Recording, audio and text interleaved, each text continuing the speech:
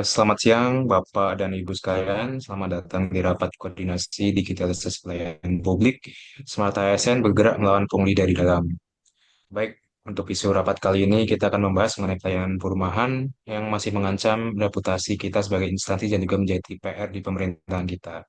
Dan kita tentu sebagai instansi yang mengurus urusan perumahan dan pemukiman, kita harus tuntas menyelesaikan masalah ini.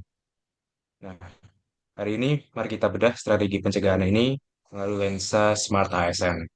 Untuk yang pertama, mungkin dari Mas Zain bisa disampaikan untuk perspektifnya. Baik, terima kasih Mas Dimas sebagai Kepala Biro. Jadi ya betul Pak, kunci utamanya itu adalah smart ASN dari integritas SDM kita. Sesuai dengan core values berakhlak, kita tuh harus memastikan setiap ASN itu beradaptasi dengan perkembangan teknologi dan sistem informasi digital, sambil memegang teguh nilai nasionalisme dan profesionalisme sebagai fondasi dalam mewujudkan smart ASN. Baik, terima kasih atas perspektif dari Mas Zain. Saya selanjutnya ke Ibu Kia, silakan.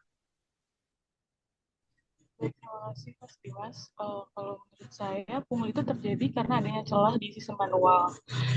Itu membuat pungli itu tumbuh subur di lingkungan kerja yang tidak transparan, lambat, dan juga berbasis interaksi tatap muka tanpa adanya standar yang jelas.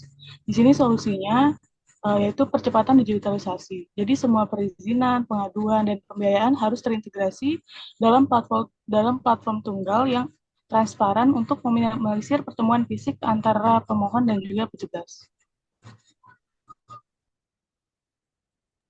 Baik, terima kasih. Selanjutnya untuk Mas Blizzard, silakan. Saya sepakat dengan Bu Kia. Ini sangat berkaitan dengan digital literasi. Kita perlu terus mensosialisasikan bahwa seluruh transaksi kini sudah dilakukan secara cashless, sehingga tidak ada lagi ruang untuk pungutan tidak resmi. Selain itu juga pengawasan harus diperkuat dengan sistem real-time monitoring agar agar setiap proses dapat ditinjau secara transparan. Untuk dari sisi networking itu sendiri, kita juga perlu menjalani kolaborasi yang lebih erat dengan tim cyber pungli, sehingga pencegahan dan juga penindakan bisa berjalan sejalan dan saling mendukung. Ya, saya juga setuju dengan hal itu. Jadi jika data alokasi rumah subsidi itu bisa diakses dengan secara bebas di publik, itu nanti potensi permainan kuota oleh oknum itu bisa diminimalisir. Terus juga transparansi ini kan juga bisa meningkatkan kepercayaan masyarakat terhadap program bantuan perumahan pemerintahan.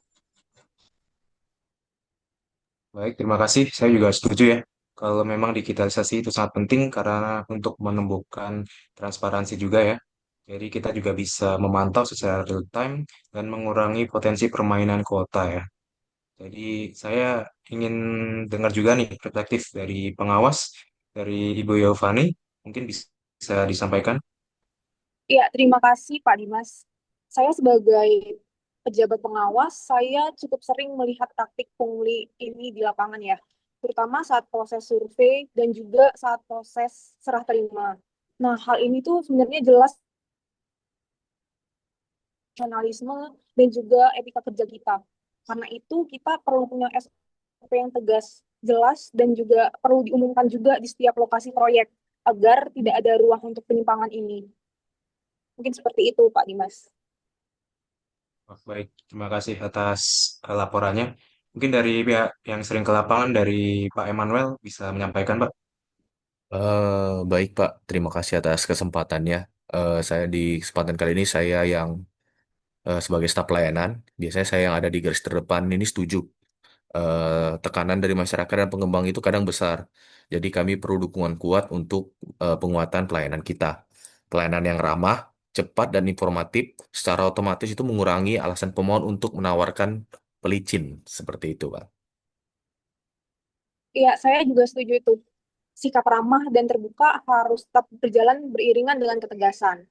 Kalau ada aduan dari masyarakat ataupun pihak lain, kita harus cepat tindak lanjuti.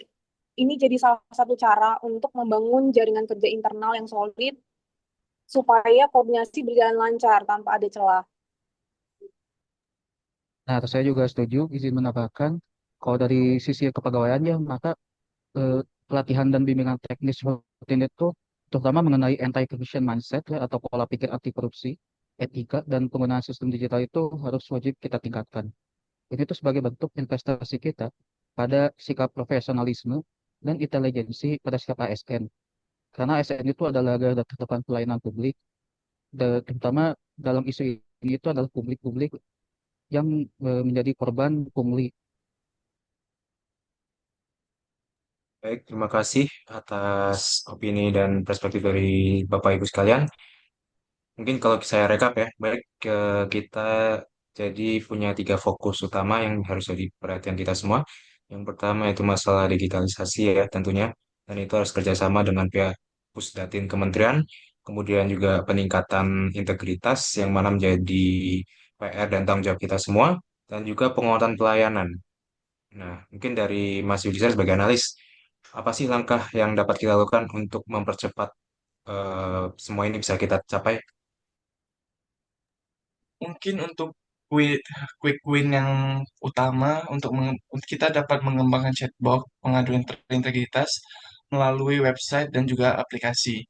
Eh, Diharapkan dengan fitur ini, pelapor dapat menyampaikan aduan secara mudah, cepat, dan anonim, sehingga dapat mendorong partisipasi masyarakat sekaligus memperkuat aspek digital literasi dalam pengawasan pelayanan. Baik Pak, mungkin tambahan dari saya sebagai staf pelayanan publik. Yang kedua yaitu adalah di setiap loket pelayanan, nantinya kami akan pasang QR code untuk mendapatkan formulir feedback seperti itu, feedback pelayanan dan juga dapat menampilkan tarif resmi yang kita tampilkan seperti itu. Jadi semuanya transparansi itu maksimal. Jadi pelayanan yang jujur itu bisa terwujud. Baik, terima kasih atas masukannya. Mungkin demikian rapat pada siang sore kali ini. Jadi intinya bagus. Mari kita siapkan platform chatbot yang telah diusulkan oleh Bapak Ibu sekalian.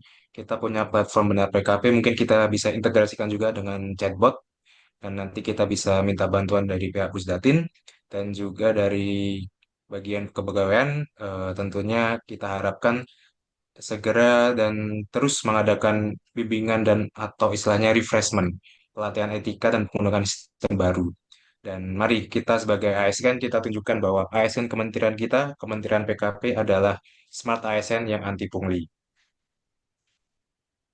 Baik Mari Pak. kita jalan bersama-sama, smart Smart ASN, SN bersih, cepat, bersih, Bersih, terpercaya. cepat, dan terpercaya. Terpercaya. terima kasih atas partisipasinya Bapak Ibu sekalian. Sampai jumpa untuk rapat selanjutnya. Terima kasih Bapak. Terima kasih, Pak. Terima kasih Pak, terima kasih Bapak Ibu semuanya. Silakan.